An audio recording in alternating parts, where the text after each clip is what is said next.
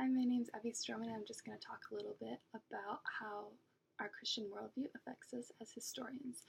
And first, I'm going to come out of the book by Benjamin, from page 5 and 6, which talks about the providential view. And I think as a Christian, I personally have this providential view that God is in control of all of history. And because He's in control of all of history, we can trust that everything that happened for a reason, even if we don't understand what happened.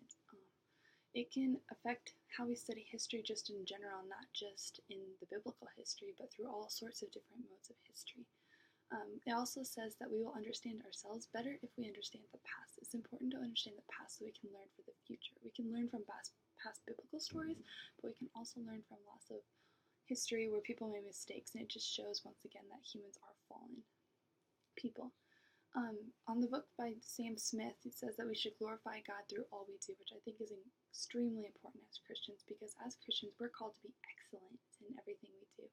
And if we are to do everything with excellence, that we must be studying history with excellence, so we must be using integrity and honesty, because as we're uncovering all of this information, it's up to us to be able to convey it to the audience. And if we're not conveying it with honesty, we aren't glorifying God through that.